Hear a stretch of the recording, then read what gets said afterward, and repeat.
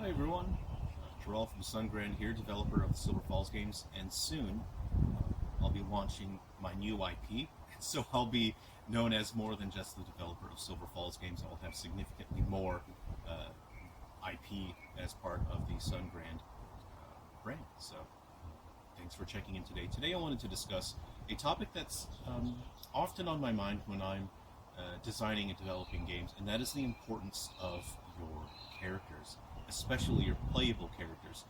Um, there have been a number of examples in the past where it's shown that AAA studios don't understand, nor do they care about the importance of the not just the playable characters, but characters in general. So, what is one of the biggest advancements and the biggest shakeups in the video game industry was when graphics had advanced to a point and game concepts had advanced to a point where instead of just controlling a dot or a line on the screen, we started controlling characters. And that's when the gaming industry saw its first massive leap forward. Instead of abstract concepts like, oh, okay, I'm making this dot move, I'm making a ship move, or I'm making an a line bounce a ball on the screen. Suddenly we had a character. We had PacMan. We had Mario. We had, who's the guy? Pitfall Harry. All of a sudden, the player was able to engage in a much deeper way due to being able to project and anthropomorphize the character that they were playing as. You can think of it a bit as owning a pet, whether it's a bird or a dog or a cat. You connect with that pet and you project onto that pet a little bit. You anthropomorphize that pet a bit, and you think, oh, they're feeling this, they're thinking this. Let's say you had a pet brick, a pet rock. You can't really do that. Like, you can put googly eyes on it, you can put a mustache on a rock, but it doesn't make it anything more than a rock. You understand intrinsically it's not a living thing. It can't be. It possibly can't. So let's say that a pet rock is the equivalent of controlling, a line on the screen that lets you bounce balls back and forth. And a pet dog or cat or bird would be your PacMan, Pitfall Harry, your Mario. And when you have a playable character, you now have a lens through which your perspective of the game world is focused and filtered. You are no longer looking at that game world from an outsider's point of view, but you now view that world through the lens of that character. From a storytelling point of view, this is one of the most valuable tools that we have as game designers and developers as we consider concepts, is we are not just saying, this is the world, look at it. We are saying, this is the world, and this is the perspective through which you will be viewing that world. You not only get to share the feelings of that character, or what those characters think about the world, how they view the world, but you get to consider their history in that world. You get to consider their wants and their needs. And you also get to consider a skewed perspective of what that world means to the character. So, let's take PacMan for example. Let's say PacMan is our main character. We're playing as PacMan. What we can infer from this world is that PacMan loves eating.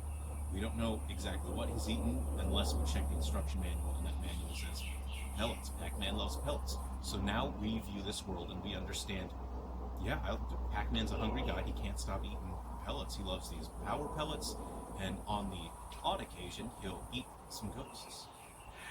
And we can infer that ghosts are dangerous to him, so we're afraid of ghosts because ghosts can kill PacMan. What we infer from the Mushroom Kingdom, from the early Super Mario games, is that Mario loves mushrooms. They make him feel good. They make him grow real big. He likes flowers because flowers let him shoot fireballs. And we understand his relationship to the world around him. So we fear Goombas early on because we think, oh shoot, these guys will kill us, right? And as we become more proficient at playing Super Mario Bros., We no longer really fear Goombas because we can defeat them so easily. So our relationship with Goombas changed, and we now view them as something innocuous and cute because we have overcome the danger of those Goombas, and we view them differently, and we tend to view them more in a cute way and in an innocuous way. And you actually see that attitude and sense of growth in the Mario series as we see Paper Mario. And in Paper Mario, we see that Goombas are not just enemies, they are now Mario's friends. And they've sort of formed this bond with him, and they can actually join the party and be allies. We often see in games where Bowser is no longer viewed as a threat. Early on in the series, Bowser is the most dangerous thing. He's the villain. He takes the princess. He's difficult to defeat. You grab an axe and he falls in the lava, if that counts as difficult. But, in other Mario games, he tends to be the final boss. He's difficult and challenging. But as we defeat him again and again, as players, we start to view him as less of a threat. And instead of just going out and fighting Bowser, we're now inviting him to our golf tournaments, we're inviting him to our parties, we're going go-karting with him, and we're chumming it up with a character that is supposed to be this villain that's very dangerous, and that is the potential of filtering a player's perspective of the world through a character, because we are viewing that lens through Mario's perspective. Mario can defeat this guy over and over again, so he's not exactly a threat, so his relationship to that world and that other character changes.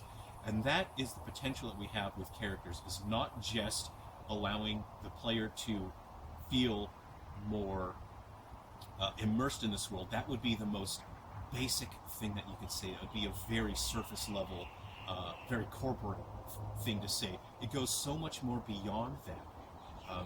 As we grow as people, we grow with these characters, we grow with these brands, but the developers creating these games also grow. And the people that grew up with those games often become the developers.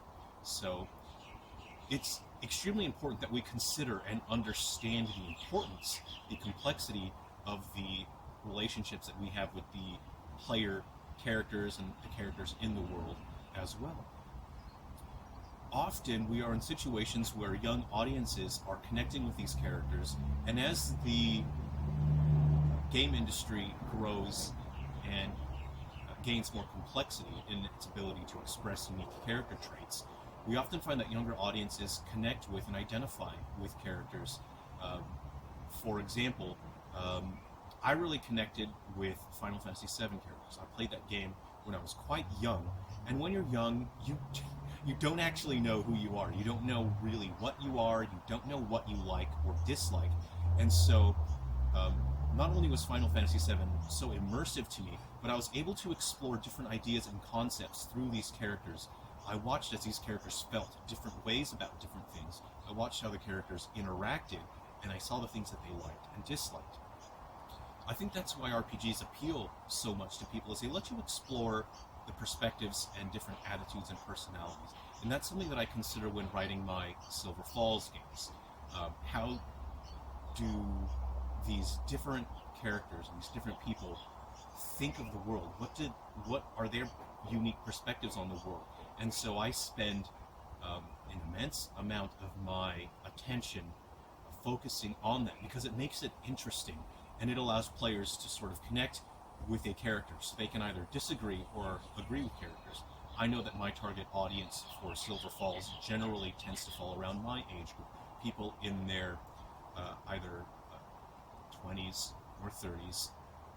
So I have to understand that people that are connecting with my characters and viewing these characters need more substance in their characters to be really interesting. So you have to understand who your target audience is, and you need to write appropriately for that. I try to create situations with my writing and my characters where the characters are presented with an opportunity to express how they feel about a particular topic, and that allows people to say, I don't agree with that character. I don't really like what that character said at all. So whether or not someone agrees or disagrees with the character, they've formed a relationship with that character. They understand that character. People can then really connect and identify with characters. Well, they see a character that's kind of a party animal, They like to go out and party with friends and drink, you know, and it seems like such a basic, innocuous thing. But you'll have players out there that go, hey, I like that guy, I like doing that. And then you'll have characters that I've written in the Silver Falls universe that are sort of the collateral damage of these party animals that say, well, you see how these people kind of have to make sacrifices, and they kind of suffer because their friend is a party animal, and other people have to pay the price for that. And you have players that will engage with that character and understand the story and go, oh man, I'm that guy in my friend group. I'm the one that generally has to pay the price because my friend's a party animal. And so those are ways that I create characters in a way that people can connect with them and say, I've got something in common with that guy. And it makes it more interesting. It gives you a reason to care about these characters, because if you allow people to connect with that character in that way, people are more willing to be understanding of characters' decisions when they make a dumb decision, not from a writing standpoint, but from a logical standpoint. When you see characters make mistakes, when you see characters that have their wants and their needs and their reaction to not being able to have their wants and needs, that is what allows people to really feel something for that character, to say, oh, I really sympathize with this character, as opposed to the very clinical and sterilized method of Hollywood writing these days, which I am not really able to connect with. The vast majority of our media, not just in movies and Netflix and TV, but in video games as well, is very sterilized. It's very one note, saying this is this character's trait, this is the one thing that makes them unique, and you have to like them because this is their trait. And if you don't like them, it means that you must hate this group of people, you know. And I can't get behind that writing. It's very frustrating to me to see reviewers and the industry praise games, and I'm not going to call out any names, but they're very surface level and shallow, and they're saying, oh, this is a minority character, you have to love that character. Well, this character is not written in any way that allows us to connect with them. This is just a clinical, surface level, very amateur way of writing a character. It feels like these stories and characters are written by someone that's still in the middle of their college writing course.